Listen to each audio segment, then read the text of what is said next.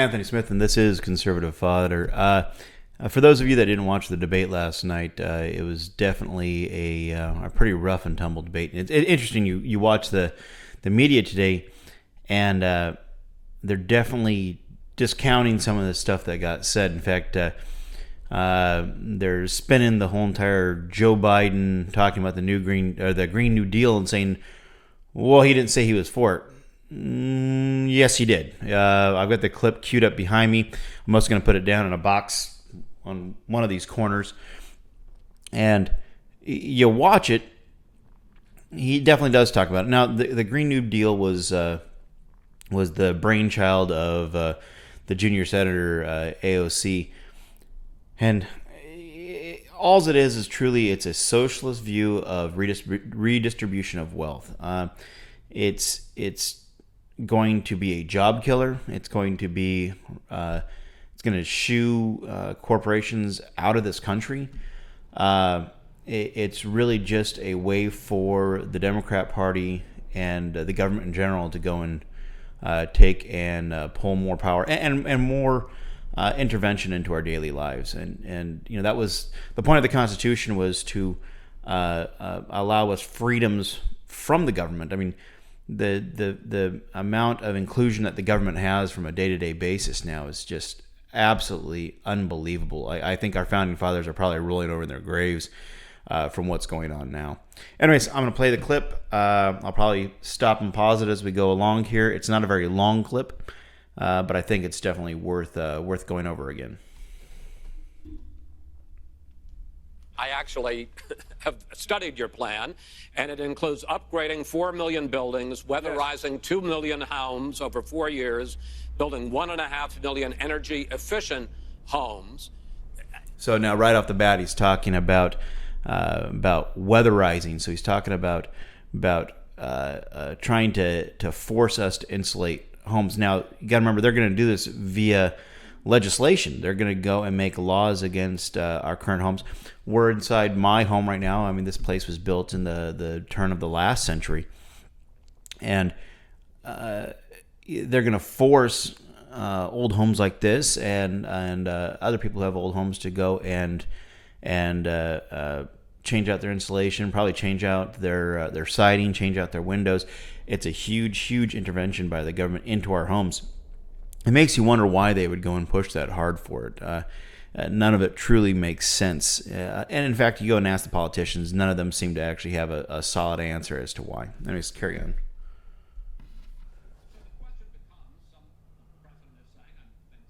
Who support the president would say that sounds like it's going to cost a lot of money and hurt the economy. What it's going to do is going to create thousands and millions of jobs, good-paying jobs. But let him finish, sir.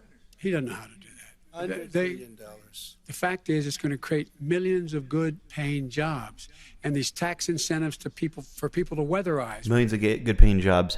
How? How is it going to go and make millions of good-paying jobs? He wants to get rid of. It's going to make the economy much safer. Look how much we're paying now to deal with the hurricanes. By the way, he has an answer for hurricanes. He said maybe we should. Now, what the hell does hurricanes have to do with the Green New Deal? I mean, are they trying to once again go off of this whole entire global climate change rhetoric that they've been pushing? You know, the reality is if you go and look at statistics, we've been on a curve. I mean, you go back to the Dark Ages. There's a reason why they called the Dark Ages the Dark Ages. I mean, it was a colder climate back then. We have actually been moving away from an ice age. The fact that climate is supposed to be this stagnant, unwavering, unchanging thing is absolute insanity. It doesn't make any sense. And I think if they were being truthful, they'd go in and point it out. But of course, they're politicians, so truth is not their strong point. But it's obvious that they have no understanding that climate isn't this benchmark line that is unwavering. It's constantly changing, and has been changing since the existence of the Earth. I mean, at one point in time, we had much warmer temperatures. It was why you had a mostly a reptilian civilization on this planet. Excuse me, not civilization, a reptilian species on this planet with the dinosaurs. we went into an ice age. We're coming out of an ice age. In fact, we're probably closer to the ice age than we are away from the ice age. Things are going to get a hell of a lot warmer, and it's cyclical. These hurricanes have very, very little to do, if any, from man-made changes on the environment.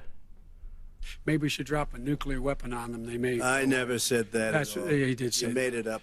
And here's the deal. You make up. We are going to be in a position where we can create hard, good jobs by making sure the environment is clean and we all are in better shape. We spend billions of dollars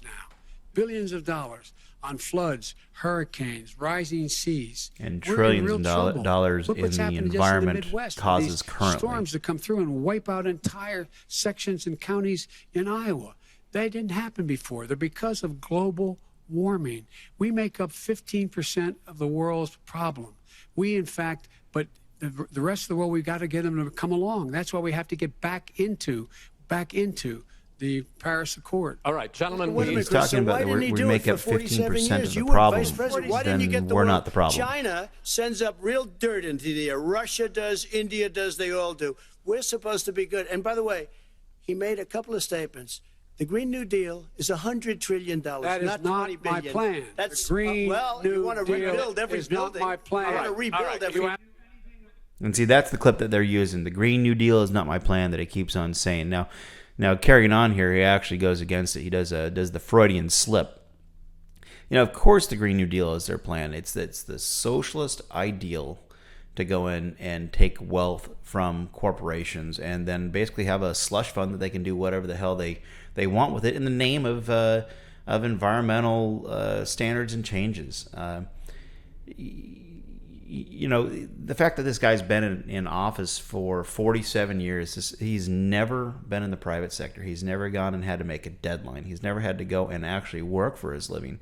He has no concept of how hard it is currently for companies, corporations, small businesses. I own a small business. In fact, I got 2 small businesses. It's incredibly difficult, and you go and put more environmental standards on it, it's going to make it a hell of a lot harder. And then on top of it, they're going to tax the living bejesus out of us.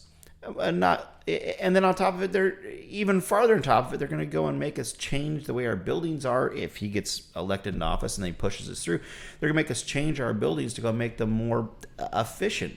The amount of upgrade it's going to take is going to be unbelievable. I'm sure they're going to go and try to claim it with a tax incentive. But once again, that's taking money from our own corporations and then giving it back to us as a tax incentive. It's absolute stupidity. Anything about if he Gentlemen, He made a statement Gentlemen. about the military. He said I said something about the military. He and his friends made it up, and then they went with it. I never said it. Okay. That is what not he true. did Sir, is he you're done said in this segment. he called Mr. the Vice- military Mr. Vice President, stupid bastards. I and he did said not it on say tape. that. He said Mr. stupid Please. bastards. To his credit, he did say "stupid bastards," but it was definitely meant as a joke.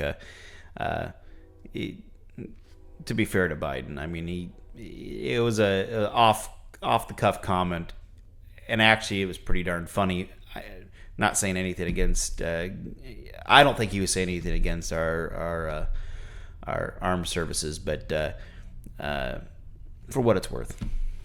Please, He sir, said it. stop. I would never I say would that. play to it. the military. Play it. Go ahead. Mr. You're on Vice tape. President answered his final question. The final question is, I can't remember which of all his rantings. I'm having a little trouble myself, but and about the economy and about this question of what it's going to cost. the economy. I mean, the Green New Deal and the idea of And what here's the your gaff coming up. environmental Green New changes Deal- will do. The Green New Deal will pay for itself as we move forward. We're not going to build plants that, in fact, are great polluting plants. So do you We're going to support build. the Green New Deal? Pardon me? You support the No, I don't support the Green Oh, New Deal. you don't? Oh, well, that's a You big let- statement. I That support means you the just Biden. lost the radical left. I Done. support Oh, you the don't. Biden plan. Now, did you guys catch that? He said the Green New Deal, and then he goes, "Oh well, no, I support the Biden plan."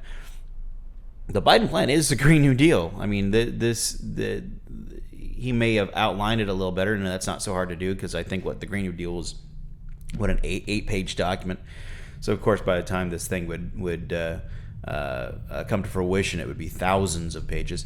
Nonetheless, the reality is it's all based off of this concept that they've made up this artificial global changing for the sole purpose of redistribution of wealth, taking money from those that have, giving it to those that haven't, taking it from the people that produce to those that don't. It's back to the entire socialist rhetoric, and that's all it is. It's a means to an end for these people. We can't let these people get in office. We can't let this happen. It would be an end of small business as we know it. It'd be an end of corporations. The fact that Trump's got us now energy independent, it's going to go and roll those back. I mean, it's going to make the oil embargo crisis of the 70s look like a cakewalk. I mean, these people are, every generation of these people are getting crazier and crazier and crazier. I don't know. Hopefully, God willing, Trump will get reelected. The scary part, though, is then even if he does, what do we do after that term's over? We need a fundamental change, and we need people to start standing up against these tyrannous individuals. There's the concept, you might have seen it. It's the tree, and it says right to revolt. It's the tree of liberty, and you have a right to revolt. If ever that was a truer statement, it would be now. We've got a group of people that are hell-bent on destroying this country. This is just a microcosm of it, but they are hell-bent on destroying this country. We have a right to revolt. It was in the Constitution.